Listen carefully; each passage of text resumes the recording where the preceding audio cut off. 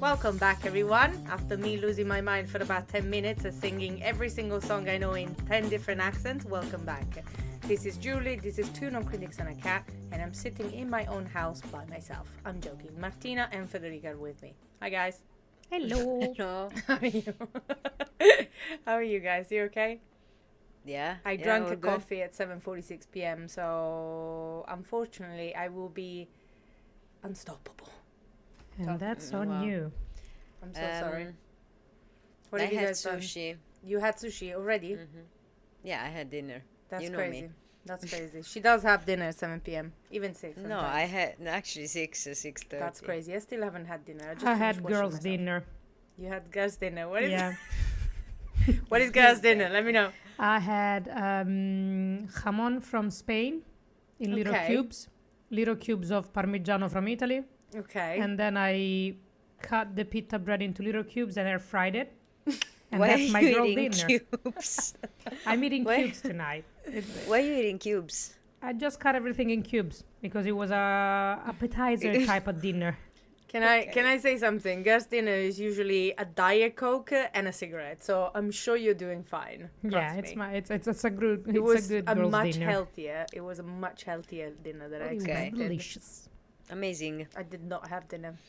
How are you guys doing this week? What have you done? What happened? Have you guys gone outside of a hotel stalking someone? Have No. you taken No, a picture that's not of me. someone? Unfortunately, no. No, even though I've seen a picture of one of our friend with David Arbor? Yes, I saw it yes. too. Oh, I actually called so it and I said, much I pain. swear to God that next time I will hang you. But Yeah, so much pain. Yeah, Yeah. unfortunately. But no, I haven't. I just what have I done? I watched The Outrun this week on Have Netflix. you done anything else apart from watching movies? No. Did we do Which is anything? usually the answer that we have. No, I went swimming, I went walking, I went to No, work. but like no events, no No, We I had don't- Easter no. together last Yeah, Sunday. we had Easter Yeah, we had together. Easter together. Nothing yeah. much, honestly. This Yeah, week we was are quite- spending more time planning holidays this time of the year than actually which is doing. great. Yeah, than doing events. There are not many events, recently.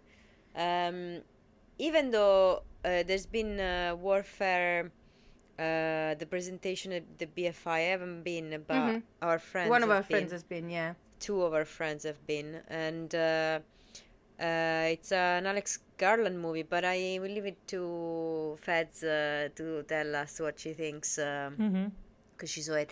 I watched The Outrun on Netflix, which she's Saoirse Ronan is amazing, but also I really like the cinematography, the vibe, but it was so confusing. I found it so confusing.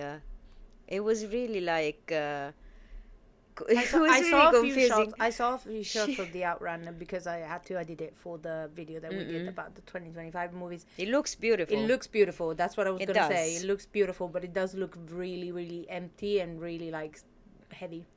It is a bit empty. It's not. It's heavy, but that's It fine feels because it's like about it feels her like- journey to sobriety from Okay. alcohol dependency. But it's It feels like this is trying to portray a lot of emotion, but there's nothing portrayed basically. no, but like it's don't know, really everything, weird. huh? Like there's not real plot or depth. I don't know. I was think it's very probably confused. meant to be confusing because as a recovering addict, she probably It is has confusing, gaps easy. and Yeah, holes. but it didn't really involve me emotionally the way that I thought it would. That's what even though she's really good, that's why she's incredible. That's why I thought maybe it's the writing or be, something yeah. like that. She's incredible as always. My God, she's good. Wow. And then I watched the whole season 3 of The Mandalorian, which I was very upset with a few months ago when I started seeing it, because it starts from a place where Grogu is back with the Mandalorian. I don't even think I've finished it, to be fair. Yeah, should. which is weird because the second season they are separated at the end of the second season. Yeah. So I was so confused. I was like, how they go back together? But then I got over it and I was like, let me watch this season. Now I know how they get back together. So I watched the season. I actually loved it. I really did. Talking about getting back together. No, I haven't gotten back together with my ex. I'm joking. Pedro Pascal, unfortunately. I'm not going to say anything because I'm not going to spoil it, but there is gamers and watchers. Oh yeah, I suffered through it last Sunday. Yeah. So the second season of The Last of Us came out. Oh, I haven't seen it yet. Yeah, so you haven't seen the first one either. No. Yeah, so you don't like the genre, but like I played the game and I knew the story. Yes, and I knew the story. So apparently there has been a big like screaming of people that didn't know the story, so the watchers, when they have seen season 2 episode 2. Yep. I'm not a gamer. I'm not gonna say anything because I can see the tears in Federica's eyes. Yeah, I'm not a gamer. I'm a watcher of the series though, and I watched the first episode and the second episode back to back. And there is a series of messages and yelling emojis and profanities that I sent to one of my friends / work colleagues that played the game. So it was a couple of seconds ahead of me while we were watching episode 2. There is so many people that put the meme of Captain America and Iron Man talking, and they were like, "Did you know?" Yeah. Yes. Yeah. So basically, there is a horrible thing that happened, like genuinely horrible, and you don't expect it. You don't expect it coming, and you don't expect it coming so soon. Yeah. But it's the episode itself was a masterpiece. I feel like it was amazing. That the 2 episodes of season 2. And I can great. say something because I spoke to one of my friends about this. Mm-hmm. It is much less worse than the game. Oh, I gather, but it was horrific anyways. It was much less worse than the game. It's crazy. Anyway, I wanted to just. But it was the cinematography in episode 2 was really, really great. That's what I watched over the weekend. Then I finished 2 books. And 2 books. I'm still reading Doom Messiah. I am so bored. I cannot tell you, honestly. I haven't picked up anything new. I'm just reading short stories now, but I do need to pick up like 4 books. So why they're always in meetings in Doom Messiah? They're talking all the time. I'm like, they just go over meetings, and they're talking about this hair. He needs to have kids from someone, from either his concubine who's Chani or his wife who's Irulan. And I'm like, who cares? Just fuck with someone, you know what I mean? Yeah, well, that's like the you whole cannot point. do three books on 30 pages on that. Who cares? Anyway, whatever. What else did you watch, Feds? I watched Warfare at the theater. As a person prone to anxiety, definitely not the right choice to watch this movie at 9:30 p.m. in the evening.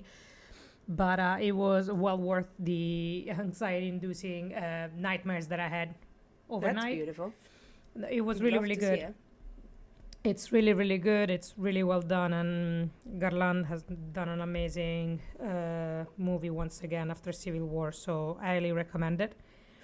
And then because I am an adrenaline junkie, I watched then The Pit, which is a new TV series from, I think it's HBO. I can't remember. HBO Max, I think it is. And it's a medical drama. The Pit. Okay. The Pit, yeah. It's set in Pittsburgh, but the way that they've done it, it's like 15 episodes, and it's an hour long each. They basically follow this emergency room hospital, and they follow one shift. So each episode is 1 hour of each shift. Jesus. So it's really well done. It's like real time, okay. Yeah, exactly. It's really, really, really well done. That's interesting. And I enjoyed it. I really concept. Enjoyed it. And the acting as well is great. There's some Nepo babies in there. Oh, okay. But we don't like them. no, we do. We do like them in this one because you have Bryan Cranston. Depends if they're talented. It depends, yeah. So there's Bryan Cranston's daughter. Like that. She plays one of the doctors in training, and she's really, really good. Like really, really good. Like you go watch it for the main character, but then you stop and continue watching it for her as well, which is really nice. No, I really enjoyed that. That's good. I am actually, as adrenaline junkie that I am, I binge watched the entire season of You. Yeah. So Which just came out. which literally came out 24 hours ago, and I already finished it. And it was I'm not gonna spoil anything because I know there's people that's been waiting fucking 7 years for this thing. It was the right ending. There's nothing else that I can say. So that's the last season for It was the last season, yeah, and it was. It's been 7 years. It was a great ending, I think. It was. There is no other way that was gonna end anything any other way. The story though through the season was incredible. I really liked it. I don't understand why people got like tired after the third season. The fourth one was a bit weird, but the last one was definitely good.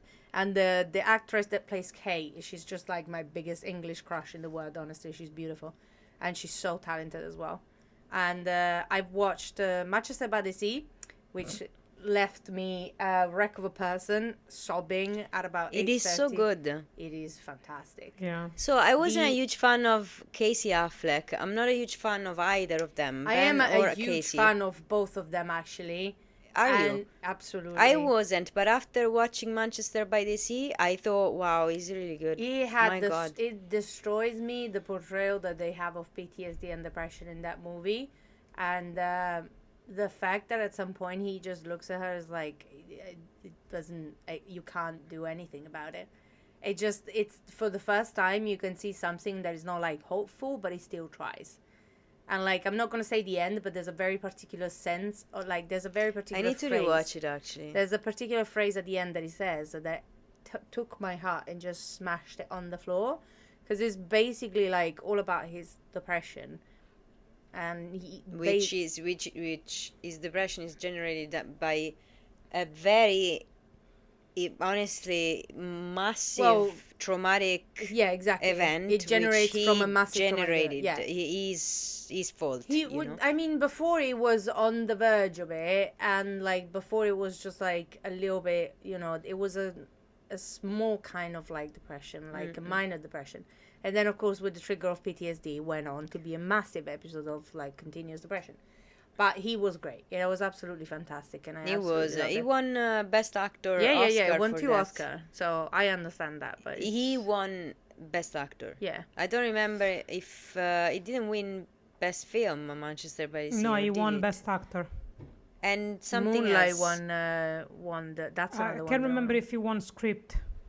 Maybe It won 2. I don't know which one, but I know it won Best 2. Actor. Yeah. For sure, Casey Yeah, Affleck. Casey I know Affleck won that. Best Actor. But I don't remember if he was Best Script. Yeah, I have one recommendation actually before we end this little segment because we are already yapping. But I have watched Quicksand, which is a TV show on Netflix that one of my co-workers told me to watch, and it's a Swedish TV show. Which we know the Swedish, if they can do one thing, it's TV shows that are insane. Like Scam, Young Royals, anything that comes from Swedish is insane. Mm-hmm. It is the story of one girl that goes into a trial, into prison and trial for a school shooting. It's about, I think, 8 episodes. It is the most intense thing that I've ever seen. I've seen it in Swedish, but I also think that the actors in that TV show are insane. So if you do want to watch it, please do watch it because it's absolutely fantastic. And it's one of the best things that I watched in a while. Lovely. Now, what are we talking about today? Which we should have said at the very beginning. We always forget to say We what never we're talking do about that. today. Yeah. This But is a free anyway, we're podcast. talking about the Cannes Film Festival. Mm-hmm. The lineup has been announced, and Feds is our expert on festivals.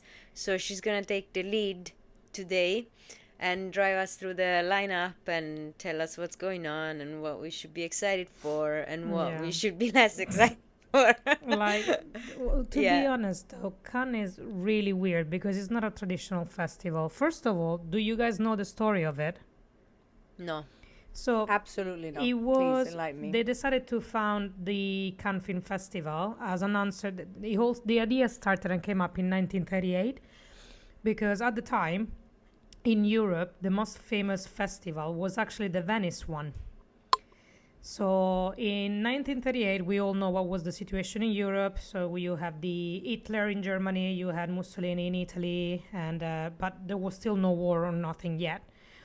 And they've done the Venice Mostra, as they call it, and the jury was unanimous. The award was gonna go to an American film about, I think it was about like the movement for something celebrating like the freedom of speech, which of course at the time was quite contentious to win for. And because of Hitler and the fascism in Italy, the jury was pressured into giving the award to an Italian film. That's great. So one of the jury members, who was a Frenchman, was like, didn't sit well with them. So they were like, we need to find something, an alternative that is going Nothing ever sits with the French and the Italian. No, but at this point they were actually right. They were like, yeah, they wanted to like, we need to arts. Yeah, exactly. Like art shouldn't be dictated by politics or anything. Exactly. So unfortunately, the war starts. So the idea of creating a festival set in France to be an antagonist to the Italian festival started taking shape. But of course, the war happens. Then the first, I think, film festival for France, once they decided to do it in Cannes, was in 1946, if I'm not mistaken, like after the war. So Cannes was born out of spite, in a way. But it's a rightful spite, and it has this kind of identity among the film festival because it's the one that kind of like awards movies for their originality. It's really inclusive. There's like niche movies that you see at Cannes, but then don't get any kind of like award There's a lot buzz. of discussion as well on the dresses. You know, there's a lot of discussion that the Met Gala looks like a circus confronted to Cannes because it's very classy. It's France, so you have this amazing area which is Le Croisette on Cannes. So the area is quite like, it's beachy, it's sunny, it's lovely. So it's always like kind of like remind you of rich aristocracy in a way. So it's the fashion is always important there, but their film selection is always particular. You have here and there some names that you will see throughout the awards season, but some of them will get lost and will not get to Oscars night, to be honest. But what I really love about Cannes is that you have a lot of diversity, and they don't even try too hard, to be honest. They just go with the movies that probably are really artsy, we will call it like that in a way. So there's few names that are well known in the industry that are showing up in the competition as well as in the other movies that are going to be presented as a high regard. Cannes is also the place where a lot of the selling and buying happens. So a lot of directors will start pitching products and movies and ideas to production companies there. So basically you can consider Cannes as the start of the award season and the start of the next award season. But it is funny that it is now. It wasn't always like that. There was a time where festivals were not really important for award season. Correct. And it's funny, like one of my favorite, we've been talking about Timothée Chalamet winning the Oscar as a young actor. Is 29? Yeah, I think so. 29 years old, and Adrien Brody was 29 when he won the youngest Best Actor Oscar. And one of my favorite Cannes Film Festival winners is The Wind That Shakes the Barley, which is a film by Ken Loach. Which has Cillian Murphy as a protagonist, and he was 29 years old. But at the time, and honestly, if you have seen that movie, you will know that movie deserved an Oscar nomination and probably also a win. But at the time, the Cannes Film Festival was not that propellant for that fuel for To award be season, honest, they wouldn't really care about it. I don't So even think he has that kind of sway right now. It starts this award season, and you will see some of the outliers going to Oscars, but yeah, it's not even though about that. I think. this year, Anora, who won the Yeah. Cannes Film Festival, won the Oscar for Best Picture. Yeah. So I think this is the first year that something like that happens. yeah. But yeah, it's an interesting So festival. what's the lineup this year? Tell us. So the lineup, you probably will. There's a lot of French movies. Mm-hmm. You start with the opening film that is Partir un jour. Sorry for my French. I don't know what I'm saying. When you say pardon me for my French, it's usually when you say something horrible. So I I think know, your French but in is this fine. case, yeah. Then you have Wes Anderson, who's a resident in Cannes with the Phoenician Scheme. And I just saw the trailer at the movie theater the other night, and I love Wes Anderson. I love his aesthetic.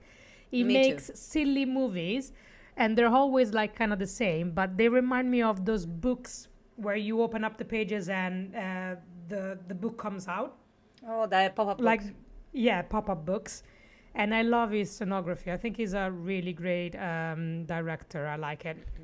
Then you have Eddington, which is the return of Ari Aster. He's the director of Midsommar. So Of what? Midsommar, the Oh, movie yeah. that kind of launched Florence Pugh. Mm-hmm. Yes, yes. I do not believe my sister has seen Midsommar. It's still like a kind of like a horror movie. No, and Midsommar it's is not an horror movie. Midsommar is a trauma. Yeah. I've seen it with. I think I've seen it. I I've that seen kind it of with movie. Denise, and I swear to God that I was about to turn it off. Yeah. I was about to turn it off. It's the movie that launched Florence Pugh pouty face as well. That movie was Yeah. an acid trip, honestly. And I don't think that the Swedish people really like Harry Astor for the way that he depicted Midsommar as a celebration. It's so funny because Swedish people actually are so obsessed about like Midsummer because it's a Yeah. festivity, and like I don't think they liked it a lot. No. Then you have, I think, Alpha from Julia Ducournau, Mm-hmm. Renoir, The History of Sound, Le Petit Dernier, Syrah, New Wave, which is from Richard Linklater.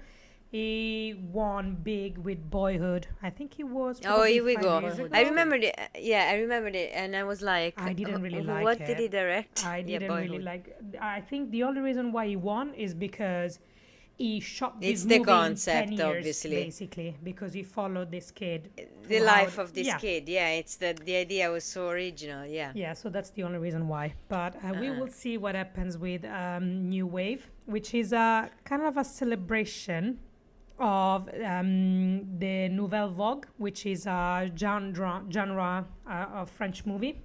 And it's basically following the production of Breathless, which was a Godard movie.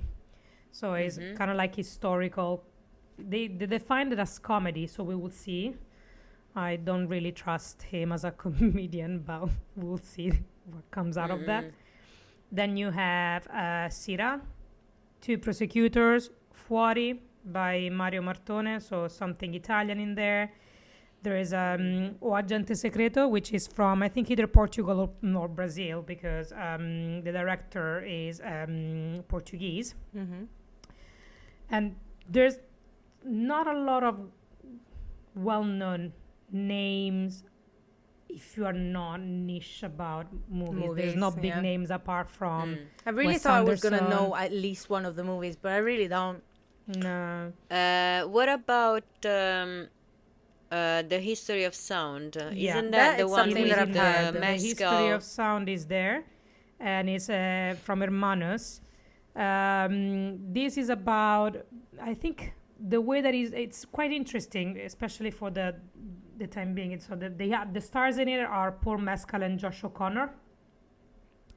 And the story follows two young men during World War One who decide to kind of like record their life, the music, and the voices of their connationals from America during the war. I'm So, interested. I want to see this I think one, it's gonna actually. be interesting, actually. And I mean, Paul Mescal and Josh O'Connor are probably a really great duo. So I'm looking forward to that. There's also Is that Pedro Pascal in Eddington? in Eddington. Yes, I was about to Okay, say 'cause that. I'm So you watching- have from Ari Aster, you have Eddington, and there's Pedro Pascal. There's like Joaquin Phoenix, Emma Stone, Anywhere that Pedro Pascal like- is, we go. yeah, Hugh we go. Grimes. There's Austin Butler. Lots and lots of really well-known names. So this one I think will be probably the most anticipated. Biggest hit, along with the Phoenician Scheme, because in the Phoenician Scheme you have Scarlett Johansson, Tom Hanks, you have Benicio del Toro, you have Rupert Friend, Benedict Cumberbatch, Bryan Cranston. Like there's lots and lots of names in there as well. Like usually Wes Anderson does it, just as a star-studded cast. And there's Stellan Skarsgård and Elle Fanning in Sentimental Value. Yes. Stellan Skarsgård is everywhere. Yeah. Stellan Skarsgård can be anywhere. I don't care. Yeah. Oh, I love him, but like I was watching He's too good. what I was watching a show the other day, and he came up. I was like, He he's everywhere. he came up. He pops up like Yeah, no. he's basically everywhere. Yes, and There is also Eleanor the Great, who's not part of the competition, but is by Scarlett Johansson. yeah, no, here we go. There are some directorial debut of Yes. actresses and actors. Correct. Which are very interesting. One is the Chronology of Water from Kristen Stewart, Yep. directorial debut. And then Scarlett Johansson, Eleanor the Great, she's directing here. Aris Dickinson is directing Urchin. Yep.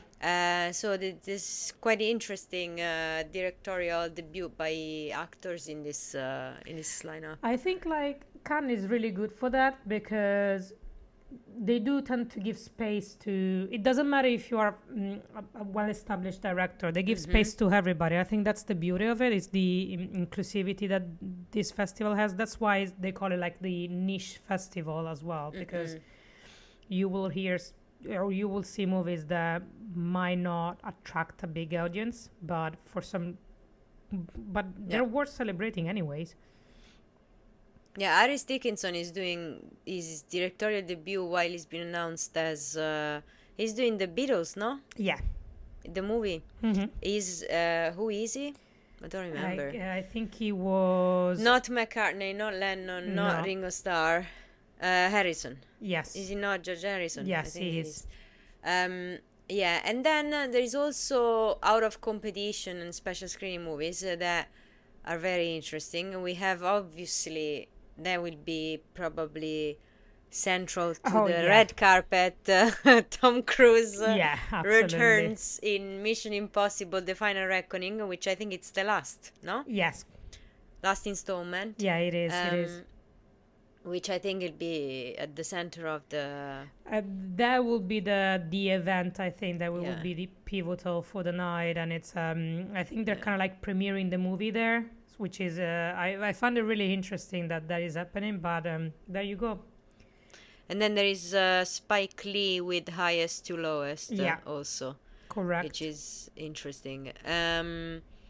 But yeah, honestly, in terms of award season energy, let's say, I don't feel like this. So the only one that might have a chance, I will say, is Eddington. Yes. It could be. I agree. But then again, this is really difficult to predict because you only go by trailers at this point. So it's really hard to say. If you think about names You normally involved, think about the cast and who's exactly. the director and more or less the story and see if it fits with the narrative of award season. So I agree with you. I would say Eddington, maybe The History of Sound. Yeah, maybe Wes the Phoenician Anderson. Scheme for probably some technical awards because you know Yes. how he's good at those kind of things. The color palette, yeah, he's exactly. always good. His aesthetic, I really love it. But I don't see it driving too much this year. I don't No, know. there's not a lot of anticipation, but then again, remember it's the beginning of the season now, so it's we shall see. We shall see. And I think actually there are a few movies that are interesting. Now, I don't want to say something that is not confirmed, but I'm I think some very interesting movie will come out in the second part of the year, and we'll probably go to the later festivals, which are Venice in Toronto. September, Toronto. Because the problem with Cannes in shaping award season is that it's too early. Yeah. If you think of the short memory Absolutely. of the Academy. And most of the movies presented in Cannes are gonna come out in winter time anyways. This is just the initial platform to test the water and see how they will be perceived. Yeah, but that's true. Which is why at some point they remember that they exist. Yeah. But to be fair, I think the later festivals might have more traction probably this year. Absolutely. We'll absolutely. see. Anything you'd hope to see?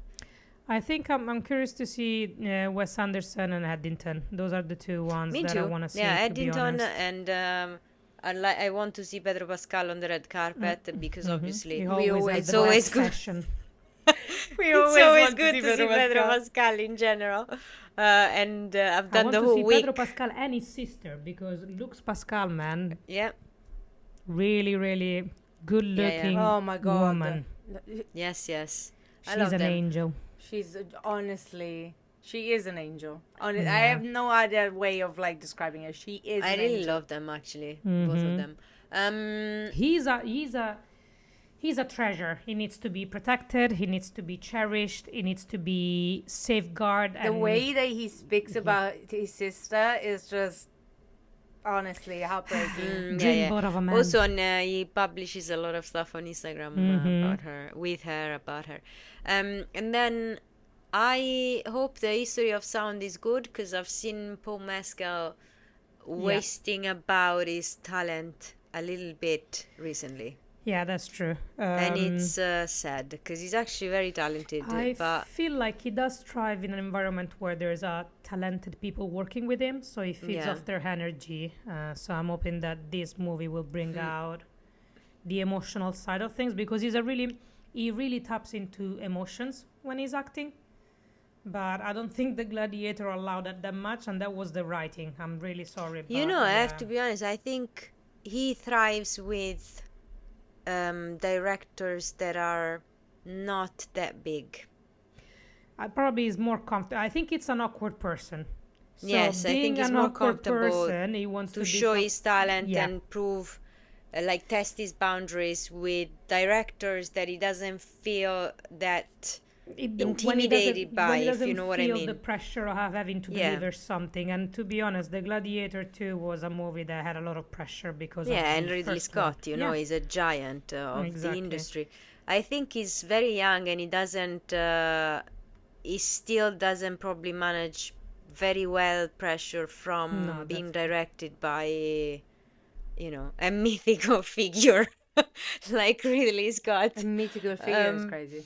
Yeah, and so I hope he will do well in this movie, because he's a great talent. I think he's probably the future of Irish film. Yeah, absolutely.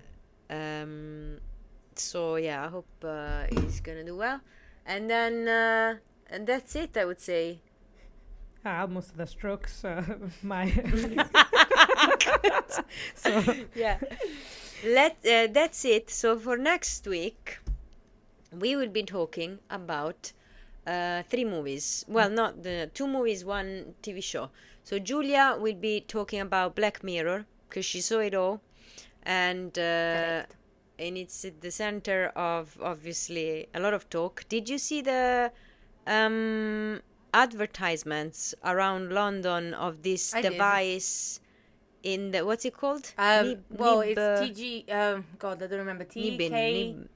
Yeah, the Nibbin, but is Nibbin. I don't remember. Okay, I thought it was an actual advertisement of some tech stuff. They did so the funniest. Well, we can talk about it this week, but the funniest thing that they did basically was an actual website of the company, and if you went on buy now, you could buy it, and it will go back to Netflix to Black Mirror season. Yeah. Someone explained it to me. Yeah. I swear to God, I thought it was a brand of a tech They didn't even company. put Netflix on it. They didn't even No, put nothing. anything. It was just Nothing. Yeah.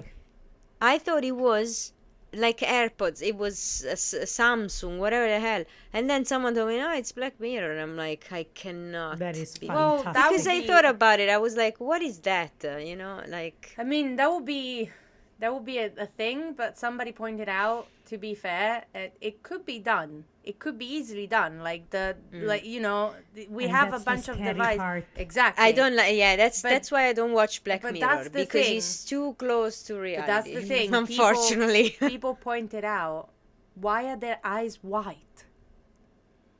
Like, there's no need. You know what I mean? So it would have been easier to believe if they didn't actually go for the white eyes.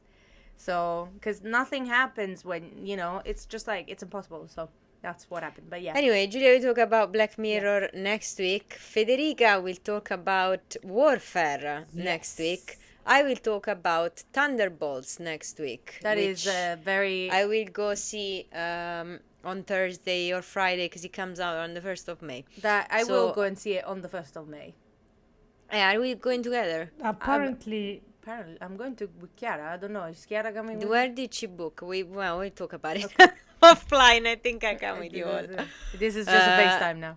Yeah, here we go. I think I come with you all. That's it. Now we'll probably post some stuff if we go to the cinema on our Instagram channel, and that's it. I would say we're done for this week. I mean, yes, that's all we wanted to talk about. And I just wanted to say for one last thing that I forgot at the start. I tried to watch The Irishman and failed after 21 minutes. Thank you very much. Oh, wait a second. you very By the way, because you said The Irishman, you reminded me. Have you read the news that Christopher Nolan has decided suddenly to go to Ireland to shoot some of the Odyssey? Suddenly he has I decided swear to go to to God. Ireland. I mean, if I swear I'm hoping that he's going sweating. there for a very if specific Killian reason. doesn't go to Nolan, Nolan goes to Nolan Killian. goes to Killian. He moved the whole production. That is He great. moved said, the "I whole will come production find to you." Ireland. I think he'll knock the door and be like, do you want to come across the road to do like 20 He minutes? said, no, sorry, I can't. Okay, I will come to you then. No, honestly, it was hilarious. But yeah, it was announced this week. So it's actually a change of production schedule. They're not going this week. Like, it was announced that they will do part of the shooting in Ireland, which wasn't in the original location schedule. So we hope that someone will do like a cameo or A something. cameo of a rock of anything, or like a cameo of a rock. On a Cameo of a rock. tree, anything. Also, another thing that we forgot, the full trailer for 28 Days Later actually came out, and I'm every day Oh my so God, excited yes. to go watch that movie. It's I coming am out in so June. excited. June. Julie, do you know that you have to come with me? Yeah, I Obviously, know. because I need a bodyguard I know. to see that movie. I need a bodyguard, and It's in gonna- June I will go with the woolen. What's it The called? casket, I don't know. No, the hat. A vision. The A vision hat, I don't know. the hat, but like the balaclava. the wool one, so that I can pull it down. balaclava, like, I yeah. don't want an actual. Oh my god. Yeah. But anyway, all right. thank you very much for coming with us. We will talk about all the movies coming with us, I don't know where, on this trip, on this journey to hell, probably. Thank you for following us, and this is what we're going to talk about next week. So stay tuned. Thank you very much. It's been a pleasure. Thank you, guys. Bye. Have a good night.